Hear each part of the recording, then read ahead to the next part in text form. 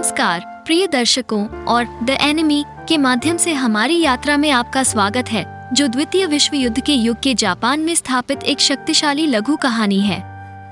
इस मनोरम कथा में हम इतिहास में एक अशांत समय के दौरान एक विशाल नैतिक दुविधा से जूझ रहे एक कुशल सर्जन और वैज्ञानिक डॉक्टर सदाओ होकी के जीवन में उतरते हैं। द एनिमी एक प्रसिद्ध सर्जन और वैज्ञानिक डॉक्टर सदाओ होकी के जीवन के बाद युद्धकालीन जापान में स्थापित एक छोटी कहानी है। कहानी सदाओ और उनकी पत्नी हाना द्वारा सामना की जाने वाली एक नैतिक दुविधा के इर्द गिर्द घूमती है, जब युद्ध के एक घायल अमेरिकी कैदी को उनके घर के पास तट पर धोया जाता है। एक युवा लड़के के रूप में सदाओ को अपने देश के प्रति कर्तव्य की एक मजबूत भावना के साथ उठाया गया था, जिसे उनके पिता ने जापान के भविष्य और उन्नति को प्राथमिकता देना सिखाया था। उन्होंने अमेरिका में शिक्षा प्राप्त की थी, एक कुशल सर्जन बन गए थे। युद्ध के बीच में सदाओ ने फ्रंट लाइन पर सेवा करने के बजाय एक ग्राउंड ब्रेकिंग चिकित्सा खोज पर अपना शोध जारी रखने के लिए जापान में रहने का विकल्प चुना। एक दिन एक गंभीर रूप से घायल अमेरिकी कैदी, जिसे बाद में टॉम के रूप में प्रकट किया गया, सदाओ और हाना के घर के पास किनारे बह गया। युगल इस निर्णय से जूझता है कि दुश्मन सैनिक के साथ क्या करना है। वे अपने देश के प्रति अपने कर्तव्य, मानवता की भावना और उनकी चिकित्सा विशेषज्ञता के बीच संघर्ष का सामना करते हैं। उसे अधिकारियों को सौंपने से उसे फांसी दी जा सकती है, जबकि उसे छिपाकर रखने से उनकी सुरक्षा और प्रतिष्ठा को महत्वपूर्ण खतरा होता है। बहुत चिंतन के बाद और उनकी सामाजिक अपेक्षाओं के बावजूद सदाओ और हाना घायल व्यक्ति की देखभाल करने का फैसला करते हैं, गुप्त रूप से उसे स्वास्थ्य में वापस लाते हैं। सदाओ एक गोली को हटाने और अपनी चोटों को दूर करने के लिए एक सफल सर्जरी करता है।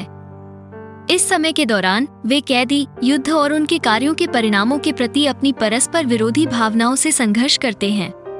जैसा कि नौकरों से बढ़ती जांच और कर्तव्य और करुणा के बीच एक नाजुक संतुलन की आवश्यकता के साथ स्थिति बढ़ जाती है। कहानी पात्रों के आंतरिक संघर्षों और युद्ध, नैतिकता और मानव प्रकृति की जटिलताओं पर प्रकाश डालती है।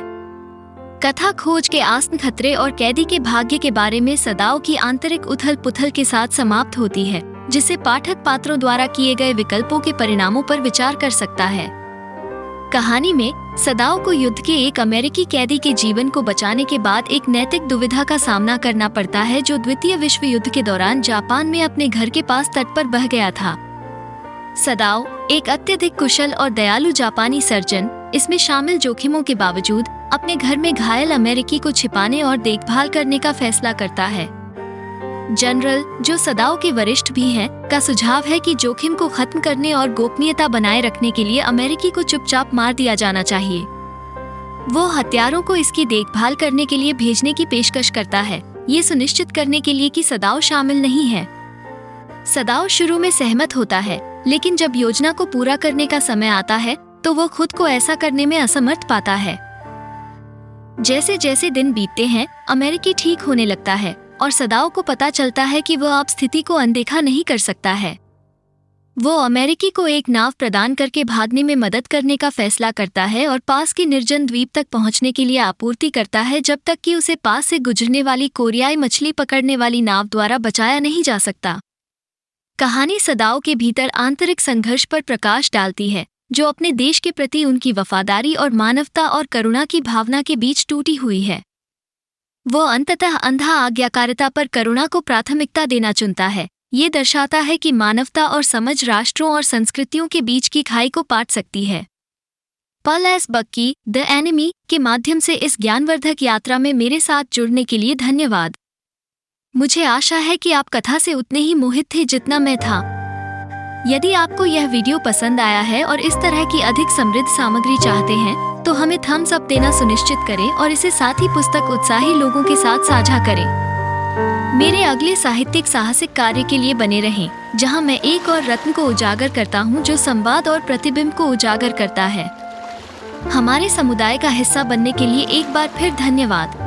अगली बार तक साहित्य के असीम क्षेत्रों को पढ़ने और खोजने में खुशी होगी।